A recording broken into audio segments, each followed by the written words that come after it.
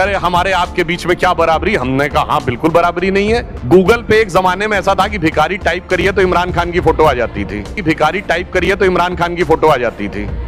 तो पाकिस्तान ने यह आरोप लगाया कि गूगल का सीईओ भारतीय है, इसलिए शायद भारत ने यह मैनेज कर रखा है। तो मैंने कहा आप गलत कह रहे हैं। सिर्फ गूगल का सीईओ भारतीय नहीं है, माइक्रोसॉफ्ट का सीईओ भी भारतीय है, पेप्सी की सीईओ भी भारतीय है, मास्टर कार्ड का सीईओ भी भारतीय है। कि यहां कहा जाता है कि ज्ञान प्राप्त करना है तो ध्यान लगा के बैठो। अरे भाई, ध्यान लगाने से कोई ज्ञान प्राप्त होता है? It's impossible. यह कहा जाता था if you want to attain knowledge you should go meet the people, look at the different places, study the circumstances, then you will be able to understand what the knowledge is, like what Darwin has done. आप धरती के ऊपर चलते चले जाइए, एक नगर मिलेगा, दूसरा नगर मिलेगा, एक क्षेत्र मिलेगा, दूसरा क्षेत्र मिलेगा, विविध प्रकार के लोग स्थान देखने को मिलेंगे। मगर अगर धरती के अंदर जाना शुरू करिए तो दुनिया बदली कैसे जा सकती है। कहीं पर आपको कोयला मिलेगा तो कहीं सोना मिलेगा, तो कहीं पेट्रोलियम मिलेगा, तो कहीं रत्न मिलेंगे। यानी जितनी भी चीजें ऐसी हैं जो कि जीवन को बदल सकती हैं वह अंदर आकर प्राप्त होती हैं, वह बाहर सतह पर प्राप्त नहीं होती। इसीलिए हमारे यहां कहा गया है, कबीरदास जी ने क्या कहा है, जिन खोजा तिन पाइया गहरे पानी पैठ, और जो बूढ़ा बौरन डूबन दरा रहा किनारे बैठ। और इतना ही नहीं, जब हम ध्यान लगाते हैं तो हमारी आंखों के सामने भले ही कृष्ण वर्ण हो, हमें प्रारंभ में श्याम रंग दिखता हो, परंतु जो जो हम उस रंग में उतरते चले जाते हैं, चित्त की उज्ज्वलता स्वतः उभर कर सामने आती चली जाती है। जिसे बिहारी लाल जी, जो बड़े प्रसिद्ध कवि रहे हिंदी के, उन्होंने कहा, या अनुरागी चित्त की गति समुझे नहीं कोय, ज्यों ज्यों डूबे श्याम रंग त्यों त्यों उज्जवल होए। तो अंदर जाकर हमें एक अलग प्रकार की उज्ज्वलता का आभास होता है। और जब हम अंदर जाते हैं, कभी आप ध्यान लगाते हैं, आप सब लोग तो इस विषय के बहुत दक्ष हैं, जब भी ध्यान लगाते हैं तो दो बिंदु चुनौतियां सबसे बड़ी आती हैं। पहली चुनौती यह कि मन किसी एक बिंदु पर स्थिर नहीं रहता, कभी वो एक विषय में भागता, कभी दूसरे विषय में भागता है। दूसरा, मन की सहज स्वाभाविक प्रवृत्ति अधोगामी है, नीचे की तरफ है। यदि मनुष्य के ऊपर मर्यादा, समाज, नियम, कानून के बंधन ना हो तो 100 में से 99 मनुष्य पाश्विक प्रवृत्तियों की तरफ बढ़ने की संभावना रहती। यानी जो जी में आए वो करें और जो जी में चाहें उसको ग्रहण कर लें। मानवीय और दैवीय मूल्य की तरफ जाने की संभावना मुश्किल होती है। इसीलिए हमारे यहां सारा अनुसंधान किस बात पे है कि जो अधोगामी प्रवृत्ति है, डाउनवर्ड टेंडेंसी है, वो डाउनवर्ड टेंडेंसी को किस प्रकार से स्थिर करके अपवर्ड टेंडेंसी की तरफ ले जाया जाए, सारा का सारा अनुसंधान इसके लिए है। और आप सभी ने सुना है कि हमारे यहां एक बहुत महत्वपूर्ण पर्व होता है जहां से सूर्य अपनी गति बदलता है। वो क्या होता है? मकर संक्रांति। उसको संक्रांति क्यों कहते हैं? क्योंकि उस दिन सूर्य दक्षिणायण से उत्तरायण होते हैं, यानी डाउनवर्ड से अपवर्ड होते हैं। अब मैं इसी विषय को जरा विराट रूप में देखूं तो स्वतंत्रता का अमृत महोत्सव वर्ष है। हम दुनिया के एकमात्र बड़े देश हैं। आपने हिस्ट्री में पढ़ा होगा तो हर बड़े देश में क्रांति हुई है। चाइना की क्रांति सुनी है हमने, फ्रांस की क्रांति सुनी है, ब्रिटेन की क्रांति सुनी है, रूस की क्रांति सुनी है, अमेरिका की क्रांति सुनी है। सिर्फ भारत में क्रांति नहीं सुनी है। क्यों? क्रांति वहां होती है जहां सब कुछ बाहर पाने की इच्छा हो, परंतु जहां अंदर खोजने की प्रयास होता है वहां संक्रांति होती है। इसलिए इस देश में क्रांति नहीं, संक्रांति घटित होती है। और यहीं से वो वैल्यू बेस्ड सिस्टम आता है, वहीं से वो वैल्यू बेस्ड गवर्नेंस आती है। क्योंकि हम संक्रांति के देश थे, इसलिए हम ही दुनिया के एकमात्र बड़े देश हैं जो दुनिया के ज्यादातर समय सबसे ताकतवर रहते हुए किसी दूसरे देश पर हमने आक्रमण नहीं किया, किसी दूसरे देश का हमने अधिग्रहण नहीं किया। हमारे यहां इन्वेजन का कोई कॉन्सेप्ट ही नहीं था, क्योंकि हमें दुनिया को नहीं जीतना था, जीतना हमें अपने को था। इसे मैं एक उदाहरण देना चाहता हूं। जब अलेक्जेंडर भारत आया तो उसके गुरु अरिस्टोटल पर्शिया में यानी आज के ईरान में रुक गए। तो अलेक्जेंडर ने कहा मैं भारत जा रहा हूं जो दुनिया का सबसे समृद्ध देश है और यहां अनेक प्रकार की कीमती चीजें हैं, तो गुरुदेव मैं आपके लिए कौन सी ऐसी चीज लेके आऊं, आप मुझे आदेश करें कि मैं कौन सी कीमती चीज लेके आऊं। तो उसके गुरु ने कहा कि तुम हीरे जवाहरात कितनी भी कीमती चीज ले आओ, मेरे लिए किसी काम की नहीं है। मैंने सुना है कि वहां कुछ फिलोसफर्स होते हैं जिन्होंने बहुत गहरा ज्ञान अर्जित कर रखा होता, उनमें से अगर कुछ एक लोगों को तुम साथ में ला पाओ, शायद उनसे बातचीत करके मेरे ज्ञान की वृद्धि हो सके। मगर जब वो तक्षशिला में आता है और उसके सैनिक आकर कहते हैं आचार्यों से कि आप चलिए, तो वो जाने से मना कर देते हैं। तो कहते हैं ये विश्व विजेता सिकंदर का आदेश है। तो जानते हो आचार्य क्या जवाब देता है? उसे तुम विश्व विजेता कहते हो जो अपने हृदय में उत्पन्न हुई विश्व विजय की इच्छा से इस कदर पराजित हो गया कि उसने हजारों लाखों लोगों को मौत के घाट उतार दिया। उसे विश्व का सबसे पराजित व्यक्ति कहोगे या जीव व्यक्ति? तो उन्होंने कहा तुम्हें पता नहीं है, हम तुम्हें समाप्त कर देंगे। तो उन्होंने कहा मैं तो शरीर हूं ही नहीं, मैं तो आत्मा हूं जिसे न काटा जा सकता है, न नष्ट किया जा सकता है, न जलाया जा सकता। उसे समझ ही में नहीं आया और वो 300 आचार्यों को बंदी बना के ले गया, परंतु उन सब ने अन्न जल त्याग कर अपने प्राण त्याग दिए और वो नहीं ले जा पाया, क्योंकि ये भारत एक अलग प्रकार का राष्ट्र है।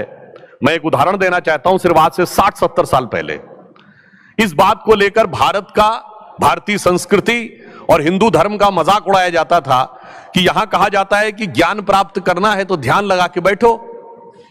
अरे भाई, ध्यान लगाने से कोई ज्ञान प्राप्त होता है?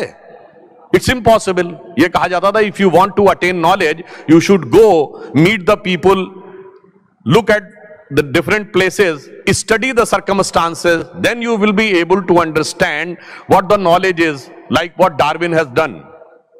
अब मैं पूछना चाहता हूं, आज सिर्फ 50-60 साल गुजरे हैं और नई टेक्नोलॉजी ने हमें क्या सिखाया है? अगर आज हमें अमेरिका का न्यूयॉर्क टाइम्स अखबार पढ़ना है तो 2 तरीके हैं। यहां से अमेरिका की फ्लाइट पकड़िए, आपको लगभग 1 दिन लगेगा पहुंचने में, आज का अखबार कल पढ़िए। और दूसरा है कि अपने हाथ के मोबाइल में न्यूयॉर्क टाइम्स डाउनलोड करिए या कोई अखबार वॉशिंगटन पोस्ट डाउनलोड करिए या ट्रिब्यून डाउनलोड करिए और खट से पढ़ लीजिए। क्यों?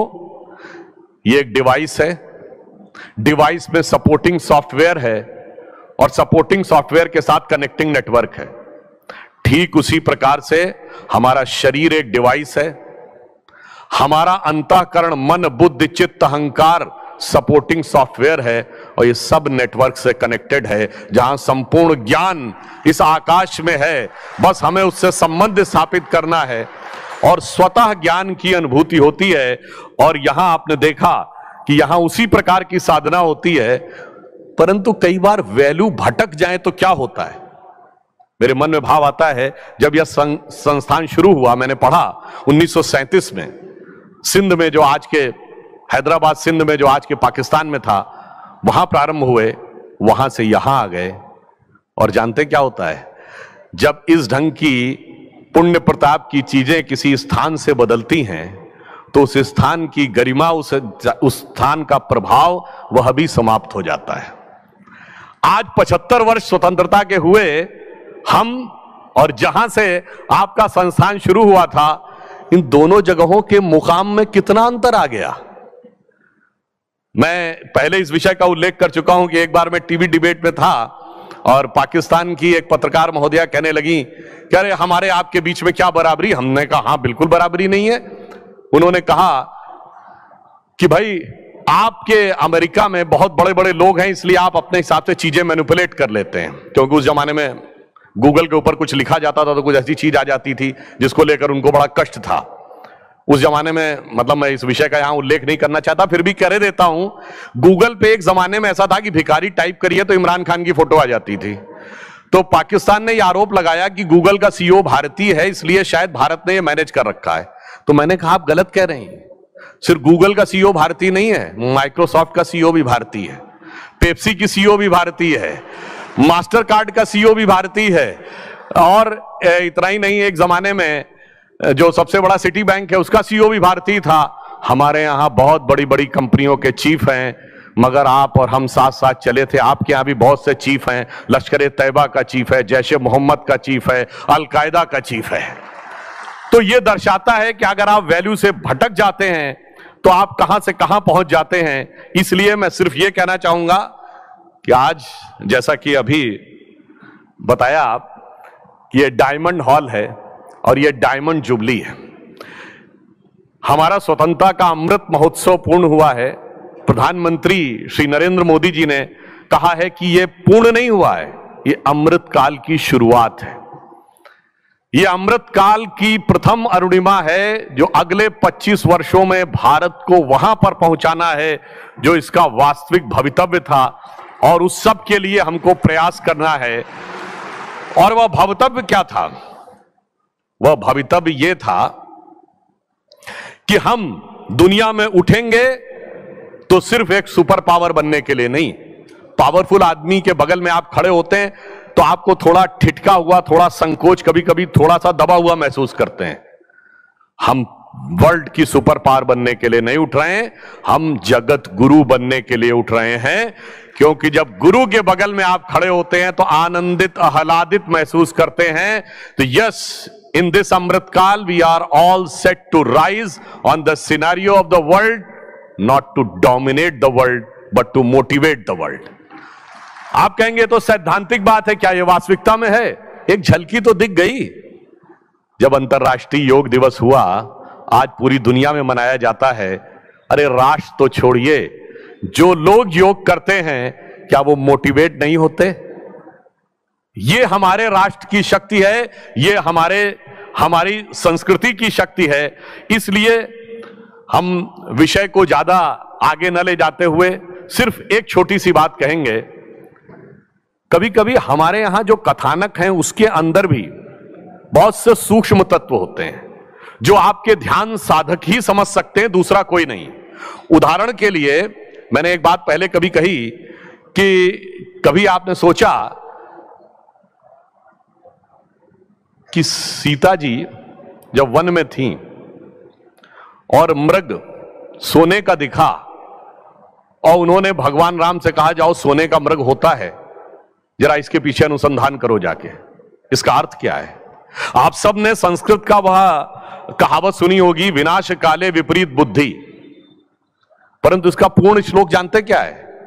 वो यह है, न निर्मिते न दृश्यते कदैव न श्रूयते स्वर्णमयी कुरंगी तथापि तृष्णा रघुनंदनस्य विनाश काले विपरीत बुद्धि। इसका अर्थ न कभी बना, न कभी देखा गया, न कभी सुना गया कि सोने का हिरण होता है, फिर भी तृष्णा ने रघुनंदन को ऐसा घेर लिया भगवान को कि वो उसके पीछे चले गए। इसका अर्थ जानते क्या है? हिरण प्रतीक है मन के सुंदर, सुखद आनंद और संतोष का। सोना धन संपत्ति का। धन संपत्ति में सुख नहीं होता है, इसीलिए सोने का हिरण नहीं होता है।